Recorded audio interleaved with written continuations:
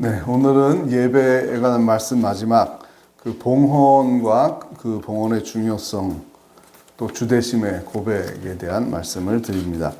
레위기 3장은 화목제에 대해서 설명을 하고 있고 오늘 우리가 읽은 그 요한일서 4장 10절에 보면 화목제물로 예수 그리스도를 주셨다라는 말씀이 있습니다.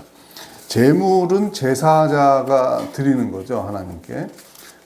봉헌은 예배자가 준비해서 드리는 거죠. 근데 지금 우리가 헌금을 드린다, 돈을 드리는 것은 짐승을 잡아서 제사를 드리지 않기 때문에 우리에게 생명과도 같은 생명의 일부라고 할 수 있는 돈과 시간이 또 연결이 되어 있잖아요. 돈이 매우 귀한 것이죠. 그래서 귀하지 않은 것을 하나님께 드리는 게 아니라 귀한 것을 드리는 거죠. 제사의 의미는 사실은 생명을 드리는 거죠.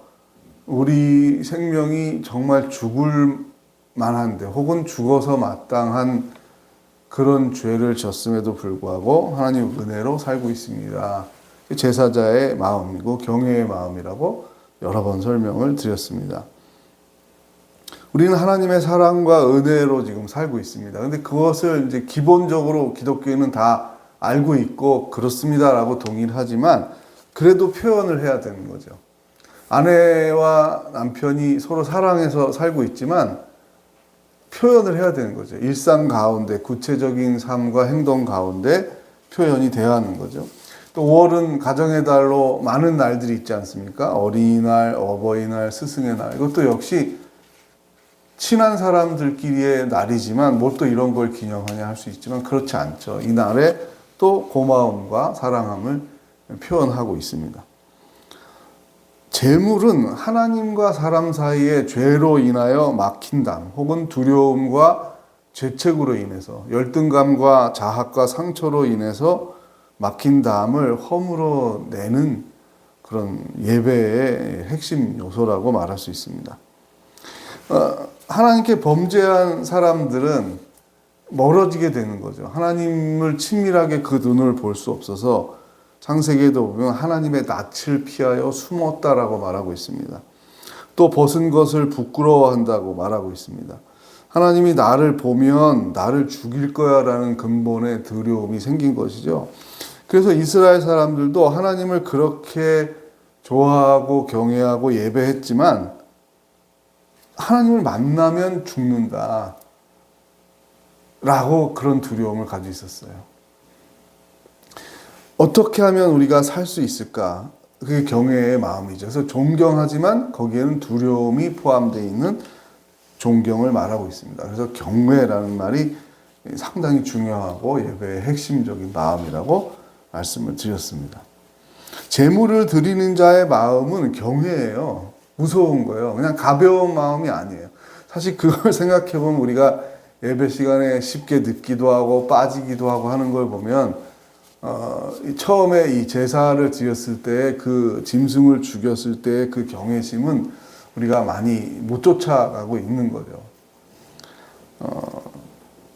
그런데 요한일서 4장 10절에 보면 사실 우리는 이걸 익숙하게 읽고 예수 그리스도가 십자가에 달리셨고 그것이 우리를 향한 사랑이고 희생이고 섬김이다라는 말을 자주 하는데 생각해보면 그것은 헬라 사람들이 생각할 때 정말 말도 안 되는 일이야. 저런 미련한 종교가 있다고? 라고 그런 신이 어디 있어? 라고 말했을 정도입니다. 왜냐하면 생각해 보십시오. 여러분 우리에게 제물을 받는 대상은 신입니다. 하나님입니다.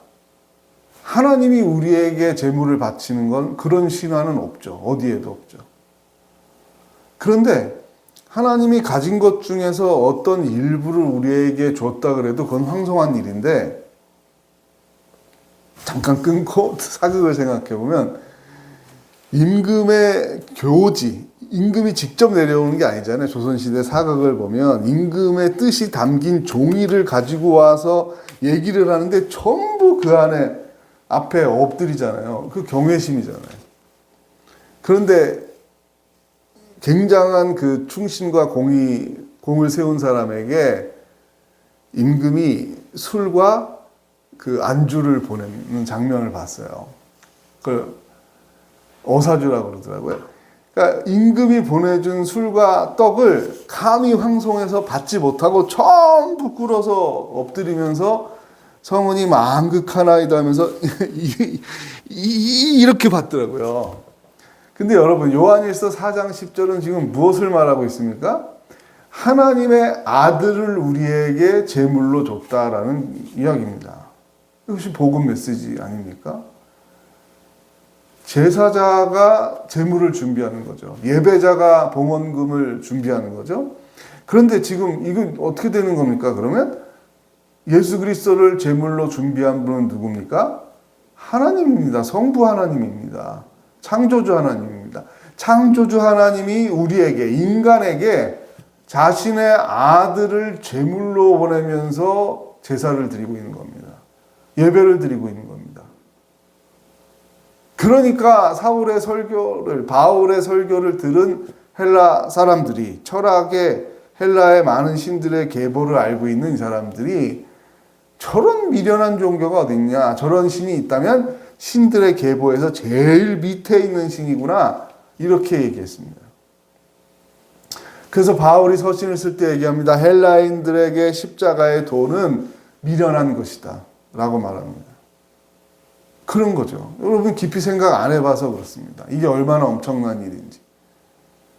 제물을 제사자가 준비해야 되는데 하나님이 준비했는데 뭘 준비했다고요? 자신의 아들로 제물을 준비해서 우리에게 주셨다. 근데 그 앞에 설명이 뭡니까? 뭐죠? 사랑했기 때문입니다. 수많은 가요에 나오는 사랑했기 때문에, 이게 중요한 게 아니라 하나님이 우리를 사랑했기 때문에 자신의 아들을, 독생자를 우리에게 화목제물로 주셨다. 사랑이 여기 있다. 사랑의 본질은 이것이다라고 요한 사도는 말하고 있습니다. 우리가 이제 선교 훈련할 때 혹은 그 제자 훈련할 때 주대심의 고백이라는 훈련 항목이 있습니다. 그건 뭐냐면 시간과 물질, 나아가서 우리 삶이 하나님의 것입니다. 네, 알고 있습니다. 많이 들어봤습니다. 그런데 그걸 실제로 훈련하는 것은 조금 다릅니다. 자, 우리는 내 것이기 때문에 내가 마음대로 정할 수 있고 통보하면 된다고 생각합니다. 그래서 제자훈련 과정 중에 처음에 많이 학생들이, 성도들이 헷갈리는 거는 친한 친구 결혼식인데요. 당연히 거기 가야죠. 그래서 못 갑니다. 안 돼. 그건 벌점이야. 선교 훈련할 때 안 돼. 그건 벌점이야. 몇 번 이상이면 탈락이야. 이해 안 되는데요. 친한 친구 결혼인데요. 아니, 그러니까 친한 친구 결혼에 가면 안 된다. 이거 이렇게 받아들이지 말고 정말 진지하게 그 시간 사용에 대해서 의문을 가지고 빈 마음으로 의논을 했느냐, 그 질문이죠. 제가 단기 선교 훈련할 때 엄하게 그 출석 70%를 체크를 합니다.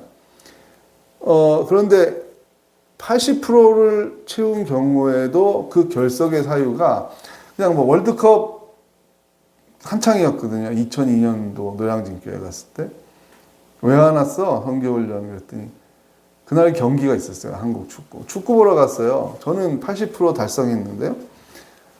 그래도 그거는 시간에 대한 주대심 훈련에는 맞지 않는 거다라고 설명을 한참 해도 못 알아듣죠. 난 규정대로 80% 채웠는데요. 결석해도 되는 그런 얘기 아니죠. 피치 못할 사정이 있을 때에 또 의논해야 된다. 결혼식도 만약에 내가 미리 가서 내가 제자훈련 중인데, 선교훈련 중인데 너의 결혼에 당연히 와서 결혼식은 못 보지만 내 선물을 혹은 축하금을 주고 이런 사정이 있어서 내가 곧 가야 된다. 다음에 내가 만나서 따로 식사 대접을 할게. 이런 식의 마음의 성의가 있느냐라고 질문하는 거예요. 없는 거죠. 그냥 당연히 내 친구 결혼인데 가야죠. 결혼 결석합니다. 그렇게 습관이 되기 쉬운 거예요. 돈에 대한 것도 마찬가지. 하나님이 나한테 물질의 복을 주시는 분입니다. 라고 만약에 질문하면 그렇게 답하겠죠. 네. 라고. 시험을 본다 그러면 그걸 틀린 사람은 없지만 그 돈에 사용하는 거에 대해서 정말 하나님과 의논하느냐? 안 하기가 쉽다는 겁니다. 그래서 이 봉헌은 그래서 예배 시간에 내가 얼마 헌금하는 거, 요 얘기만 하는 건 아니에요. 삶의 전체의 헌신에 대한 이야기를 담고 있는 겁니다. 예배 요소.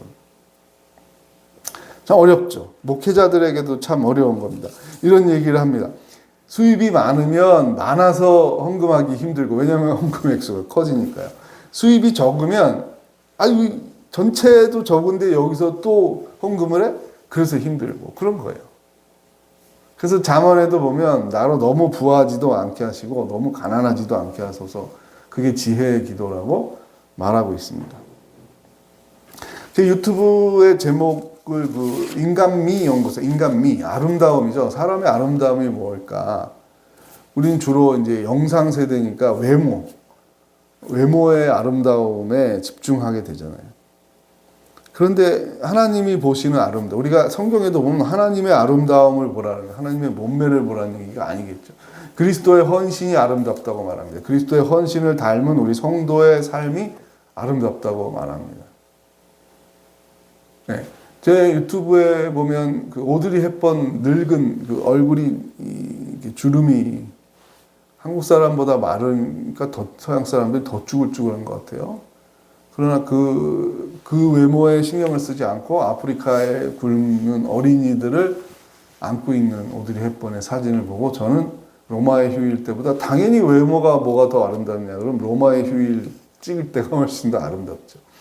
그러나 그의 삶 전체를 놓고 보면 아프리카에 굶는 어린이들과 함께한 그 노년의 삶이 아름답다고 말할 수 있습니다. 그래서 이제 제가 그 사진을 거기다 놓은 건데요.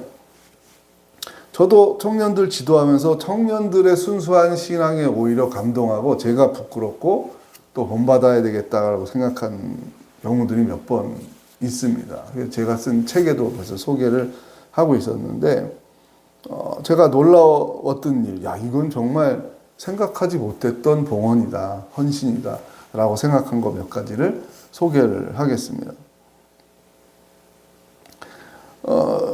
사실 제 제자 중에 지금까지도 그 중동 지역에, 위험한 지역에 살고 있는 사람이 있는데 경희대 한의학과를 나왔어요.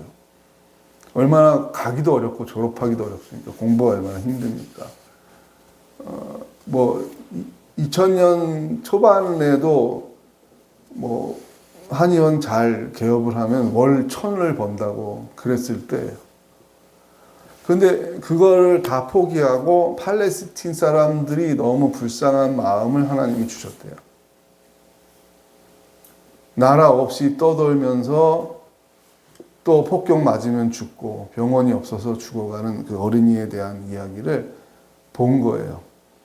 그 마음을 주셔서 결혼한 이 부부가 거기로 떠나는 거예요. 저를 찾아와서 제가 아까운 마음이 들어서 솔직히 저는 말렸어요. 한 1, 2년만 하고 돌아오면 안 되니? 너희들이 한의원 하면서 선교원금을 선교사들한테 월 100만 원씩 여러 군데 보낼 수 있잖아. 오히려 그렇게 타일났어요.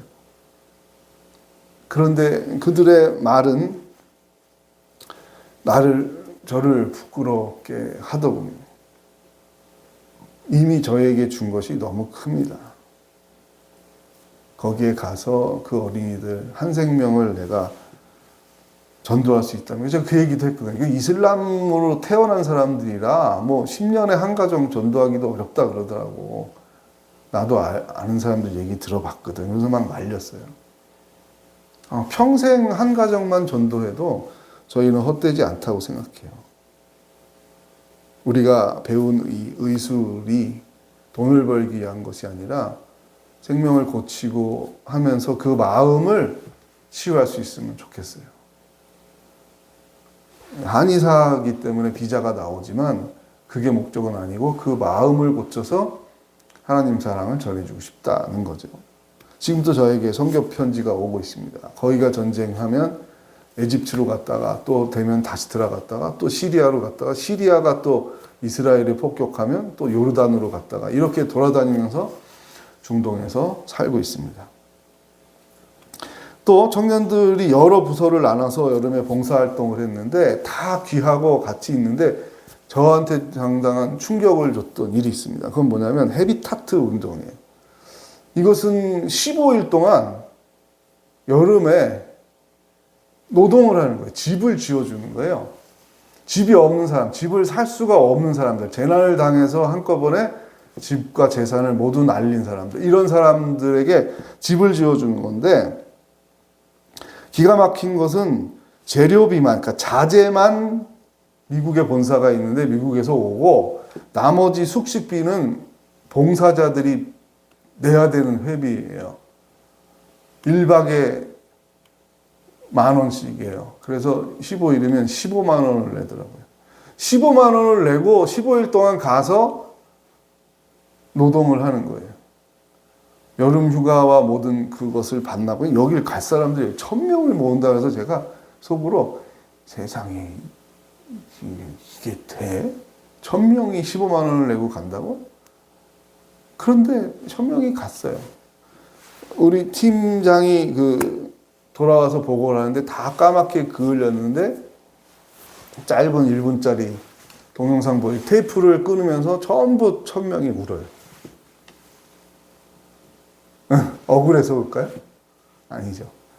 그 친구 말이 아직도 기억이, 20몇 년 사는 동안 가장 기쁜 순간이었다고 말합니다. 그게 사람입니다. 인간의 아름다움이에요. 가장 최적으로 다른 사람을 이용해서 내 이익을 가장 취하는 것이 고등생명, 가장 진화한 생명이라고 누군가 말했지만 그렇지 않은 거죠. 30년 가까이 살아온 삶 중에 가장 기뻤던 순간이 다른 사람을 위해서 내 돈을 내고 내 시간을 투입해서 15일 동안 일하고 다른 사람이 들어가는 걸 보고 다 울었다. 기뻐서 울었다. 이게 사람입니다. 이게 헌신입니다. 장애인들을 사실 1시간 돌보는 것도 해보니까 어렵더라고요. 1시간 목욕시키는 걸 청년들이랑 해봤는데 힘들더라고요. 근데 제가 아는 어떤 분은 소득이 늘어날 때마다 장애우를 아들로 딸로 입양해서, 이거는 뭐 1시간 2시간 봉사 가는 게 아니잖아요. 데리고 사는 거예요. 호적에 올리고 아들과 딸로. 헌신입니다. 어떻게 이런 일이 가능한가? 감사와 경외죠. 감사와 결합이 결합될 때 진정한 우리는 봉헌 예물을 하나님께 드릴 수 있습니다. 그래서 우리는 선교적인 삶을 산다, 헌신적인 삶을 산다. 교회마다 무슨 헌신 예배, 무슨 헌신 예배 많이들 드리죠. 그게 뭘 요구하는 것인가? 헌신 예배 때 한번 연습해가지고 특성을 연습해서 찬양한다. 그게 아니죠. 우리의 삶을 돌아보고 우리의 삶을 통해서 내가 영향을 줄 수 있는, 좋은 영향을 줄 수 있는 것을 하나님께 간구하고, 그렇게 될 때 아낌없이 그걸 하나님한테 내가 받은 사랑에 비하면 이건 아깝지 않다, 크지 않다 그런 거죠. 또한 이 봉헌은 찬양과 마찬가지로 간구의 힘이 있어요. 간구의 힘이 있어요. 하나님, 또 감사의 힘이 있어요. 그래서 제가 청년들한테 이런 얘기를 했어요. 입사할 때 감사합니다 헌금하고 퇴사할 때도 감사합니다 헌금할 수 있고, 학생들은 계약을 했습니다 감사합니다 1,000원이라도 해라. 방학했으면 한 학기 잘 마쳤어요 감사합니다 하고 또 1,000원 헌금할 수 있는 거고요. 아파요? 네, 아픕니다 하나님. 아니, 뭐 기쁜 일이 아닌데 뭔 헌금을 해? 아픕니다 아래는 거예요. 하나님, 그 찬양의 간구가 들어있듯이 우리 어머니가 아파요 라고도 헌금할 수 있어요. 왜? 거기에 들어있는 거예요. 우리 어머니를 좀 하나님 치료해 주시면 좋겠어요. 내가 아파요. 제가 낫어요. 우리 어머니가 낫어요. 역시 헌금 드릴 수 있는 겁니다. 좋은 일이나 나쁜 일이나 슬픈 일이나 기쁜 일이나 다 우리의 찬양의 재료가 될 수 있는 것처럼 봉헌의 재료도 될 수 있다는 사실입니다. 모든 것이 하나님께로부터 왔고 하나님이 주인입니다 라는 주대심의 고백은 결코 우리의 본성으로 쉬운 일이 아닙니다. 진정한 헌금의 생활을 한다는 것, 봉헌의 생활, 헌신적인 삶으로 우리가 예배자가 된다는 것은 결코 쉬운 일이 아닙니다. 교회 10년, 20년, 30년을 다녔어도 그것은 어려운 일입니다. 어려운 것은 노력해서 안 되는 영역이 있는 것은 은총의 영역입니다. 하나님의 은혜가 부어져야 되고 그것을 사모해야 됩니다.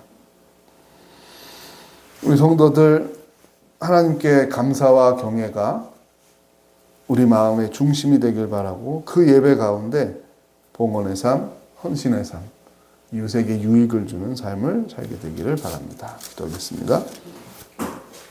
하나님, 예배